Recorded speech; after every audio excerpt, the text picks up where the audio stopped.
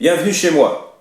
Dans la série Appelons un chat, et pour redonner du sens aux mots, après avoir reconsidéré les mots démocratie, les mots justice, liberté, progrès, parlons aujourd'hui de l'idée de révolution et du détournement qui en est fait de nos jours une fois de plus.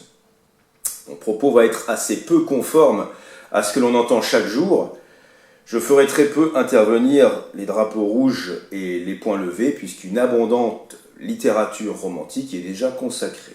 Mon intervention va se scinder en deux, comme d'habitude. Tout d'abord, l'étymologie, le sens du mot et son dévoiement. Ensuite, comment interpréter sérieusement de nos jours l'idée de révolution, alors pas forcément en acte mais déjà en pensée, comment l'interpréter dans une époque en manque de repères. Alors, ce sera l'occasion de compléter mon propos précédent sur l'esclavage et la place des femmes dans la société. Je ferai de mon mieux pour ne pas excéder 20 minutes, mais ça va être assez compliqué. Alors au passage, je salue les quelques personnes qui se mettent en devoir sur certains sites de conchier systématiquement sous pseudo ce que je raconte. Alors il y en a toujours, c'est le jeu, c'est un sport, c'est un plaisir qui leur permet d'exister, c'est comme le fait pour certains de prendre plaisir à rayer les bagnoles ou à déféquer sur un paillasson. Bon, il faut faire avec. Et sur le sujet de l'esclavage, l'une d'elles s'est rengorgée sur un ton moqueur en m'opposant quant au fait que l'esclavage soit un réel progrès moral, mon cher Aristote, théoricien de l'esclavage. Et bien que cette personne continue de m'être si fidèle, car son trait de génie mérite une réponse claire que tout le monde puisse comprendre. Et cette réponse va venir, et je la remercie, de me poursuivre de son mépris, parce que ça m'est grandement utile. Donc, dans un premier temps, la révolution. Je prends mon dictionnaire, étymologiquement, révolution vient du latin revolvere, qui signifie faire revenir une chose à un point de son cycle. Ramener en arrière, ça doit rappeler quelque chose à certains. Le révolutionnaire serait donc littéralement celui qui revient à un état antérieur, celui qui retombe sur ses pattes, celui qui tourne autour de quelque chose, en quelque sorte. Or, le révolutionnaire de nos jours est plutôt assimilé au progressiste dont nous parlions dans la vidéo précédente, c'est-à-dire celui qui est persuadé que courir droit devant lui, sans s'arrêter, soit la meilleure chose qu'il ait à faire. Mais tout révolutionnaire moderne qu'il est, il lui arrive fréquemment, dans sa détestation du capitalisme notamment, de regarder dans le rétroviseur pour réinventer l'eau chaude. Ainsi, par exemple, vous avez quantité de penseurs qui se disent progressistes, qui tiennent à être étiquetés de gauche, camp du bien, et qui se mettent à étudier les sociétés antiques et primitives pour prouver aux tenants du libéralisme, leurs cousins à abattre, qu'il fut un temps où le marché et la propriété ne régulaient pas les rapports entre les personnes, et que la solidarité, le souci des liens communautaires passaient avant. Ils ont raison de le dire, c'est vrai. Historiquement, c'est vrai. Seulement, ces progressistes ne disent pas tout ce qu'ils voient dans le rétroviseur. Ils ne disent pas que la solidarité était conditionnée par des choses comme la transcendance, par la religion, par la hiérarchie. Ils font donc leur course dans l'histoire, ils prennent ce qui les intéresse. Bastoche. Et j'ouvre à présent ma boîte à métaphores pour dire ceci. Le progressiste ne vaut pas mieux que les gens qu'il conspue. Il est maintenu à un piquet par la corde, en quelque sorte par la corde du déterminisme, la différence étant qu'il est persuadé de courir tout droit, alors qu'il tourne autour. C'est en cela qu'il est révolutionnaire, et que nous le sommes tous, dans le fait que tôt ou tard, certains fondamentaux reviennent s'imposer au bon sens. Et historiquement, le mot « révolution » a commencé à être dévoyé de ce sens originel, devinez quand ? Au XVIIIe siècle, au temps des Lumières, c'est-à-dire quand la politique a commencé à courir après la science, qu'elle est devenue positiviste. c'est le terme consacré. Ainsi, Kant, contemporain de la Révolution française, emploie l'expression de révolution copernicienne de Copernic pour parler d'un changement radical de perspective qui lui-même doit amener un changement radical dans la société.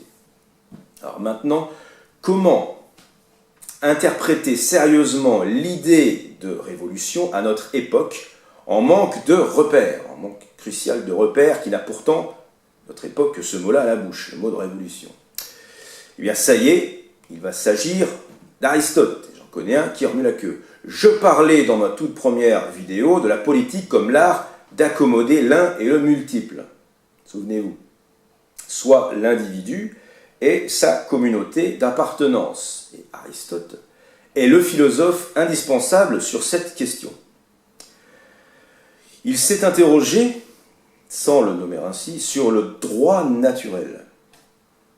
C'est un petit peu un oxymore, c'est-à-dire sur des principes valables partout, en dépit des opinions, des coutumes, des mœurs, des croyances, des religions, des systèmes politiques, des cultures, etc.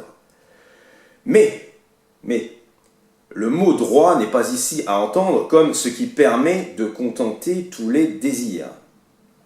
Il faut l'entendre comme ce qui relève d'une logique implacable, littéralement comme ce qui n'est pas biais. Rien à voir avec une déclaration des droits de l'homme qui, elle, se fiche éperdument de la nature. Que dit Aristote? En gros, que l'homme est prédéterminé à vivre en groupe.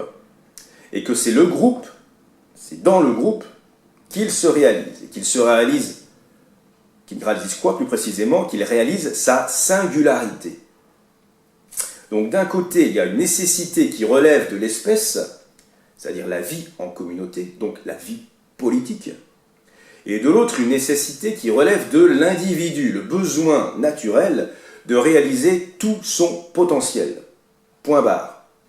Aristote ne va pas au-delà de ce cadre qui s'impose au bon sens, pas de manière dogmatique, mais parce qu'on le constate, tout simplement. Personne ne peut nier la condition politique de l'espèce humaine.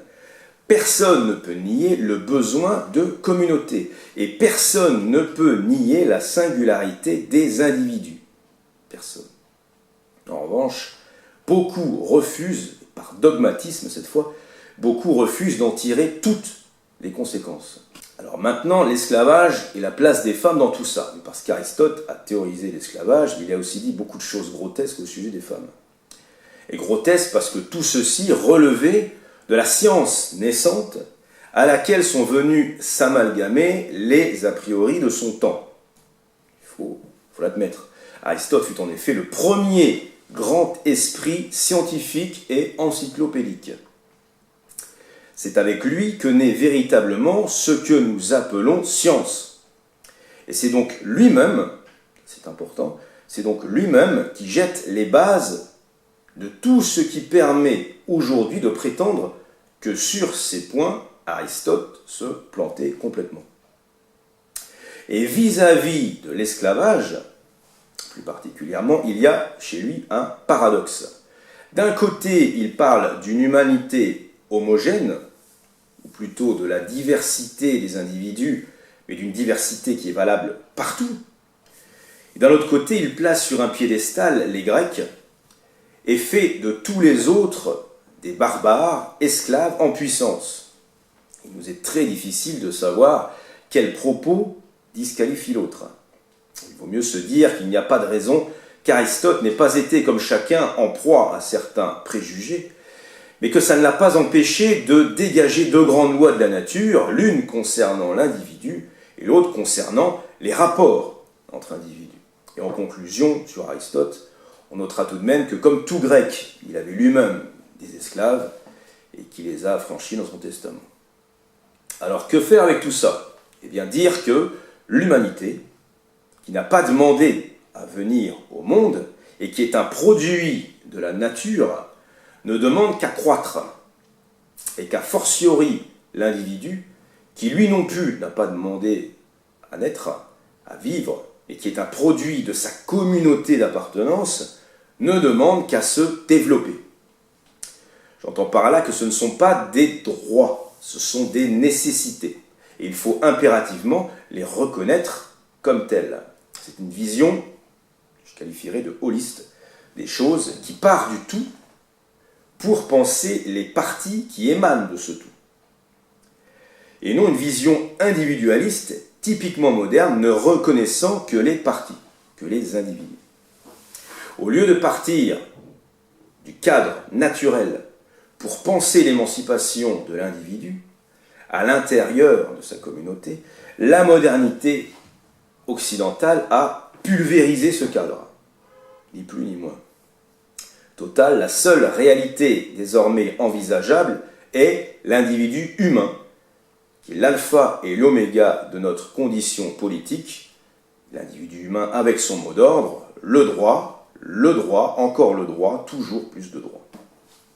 Et comme le ridicule ne tue plus, que fait l'homme moderne qui porte un regard attristé sur la nature qu'il a tant piétinée? Eh bien, il n'a pas le choix, cet individu. Comme un couillon, il invoque le droit et non la nécessité. Il produit une déclaration universelle des droits des animaux. Ne rigolez pas, ça existe, c'est vrai. Une chose impensable du temps où l'homme se savait élément d'un tout et respectueux de ce tout. Alors je reviens enfin à l'esclavage, au statut de la femme et à ce que j'ai déduit d'Aristote. Alors, prenons l'humanité dans son ensemble. Tout individu, homme, femme, blanc, noir, jeune, vieux, riche, pauvre, croyant, non-croyant, tout individu est contraint de vivre au sein d'une communauté qui le précède. Et en plus de cela, la nature humaine commande à l'homme de réaliser son potentiel dans cette communauté, au travers des rapports avec autrui. Et ce potentiel, de quel ordre est-il? Autrement dit, qu'est-ce qui distingue le plus l'homme des autres animaux? Alors, est-ce son estomac, comme le prétendent les marxistes? Bien sûr que non. Ce qui distingue l'homme des autres animaux, c'est l'esprit. Et au passage, que notre condition consumériste, que le travail, que le salariat, que toutes ces choses soient considérées de nos jours comme un nouvel esclavage, est un sentiment, certes, outré, au regard de ce qui était réellement l'esclavage, mais finalement assez légitime. Et une fois de plus, les anciens avaient senti venir le coup. Les anciens qui distinguaient l'otium, c'est-à-dire le loisir, et le loisir intellectuel avant tout, du négotium, c'est-à-dire de l'absence de loisir, du travail, qui a donné, entre autres, négociants. Le travail n'était pas une valeur, loin s'en faut. Les modernes en ont fait une valeur en prenant appui sur le protestantisme. Qu'ils s'en sentent aujourd'hui, les esclaves, est à mettre en rapport avec le peu d'intérêt qu'ils ont manifesté pour le développement général du travail de l'esprit. Chaque être humain doit développer le plus possible son esprit, donc, en amont, chaque communauté à laquelle il appartient doit le plus possible favoriser ce développement.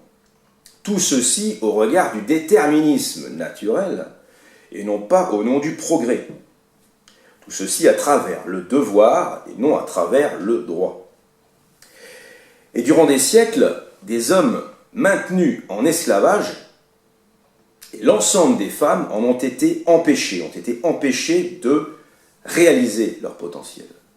Et l'humanité, en quelque sorte, s'est intellectuellement amputée de sa moitié, voire plus. L'humanité, de ce point de vue, s'est amputée de la moitié de son potentiel. C'est pas rien. Vous voyez que là, je prends en compte le progrès que consiste l'estime croissante à l'égard des femmes, mais sans pour autant m'appuyer sur la recherche du confort des femmes en tant qu'individus. Mon point de vue est holiste, je l'ai dit, et non individualiste. Ce qui ne veut pas dire que je néglige pour autant l'individu. Mais cet individu qui reste une finalité n'est pas spontané. Il est produit. Nous ne naissons pas individus. Nous avons vocation à le devenir.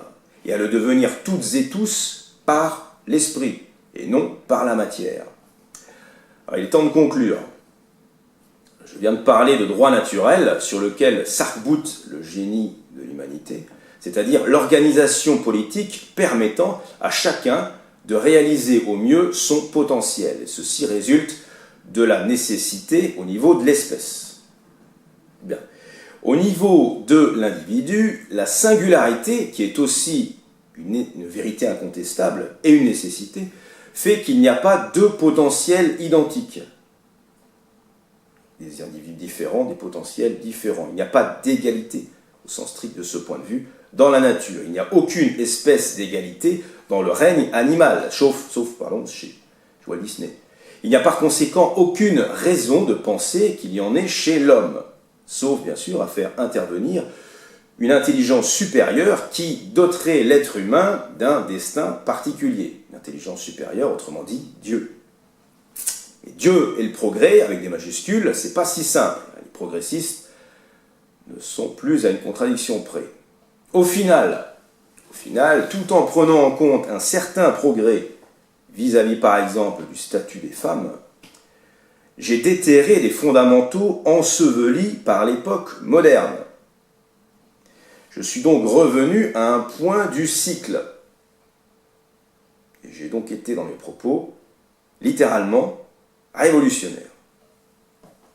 Alors révolutionnaire ou réactionnaire. La révolution, de ce point de vue, ne viendra jamais d'un parti politique, ni d'un syndicat. Il faut arrêter de se foutre de la gueule du monde. C'est pas grâce à un parti politique que viendra la révolution. La révolution ne peut venir, de ce point de vue, que d'une prise de conscience de la part de chacun du fait d'être l'élément d'un tout qui le précède, et de tirer de ce tout les moyens de réaliser pleinement son potentiel, c'est important, indexé sur le primat de l'esprit. Alors, à une époque putassière qui ouvre les cuisses à toutes les majorités, quelles qu'elles soient, c'est quelque chose de difficilement envisageable. Car la matière, la consommation, le capital, toutes ces choses-là auront toujours plus de partisans que l'intelligence et l'esprit. Mais tout n'est peut-être pas perdu. Voilà. J'ai peut-être un peu débordé, je m'en excuse. La prochaine fois, nous parlerons de religion et de laïcité. Je vous remercie. À très bientôt.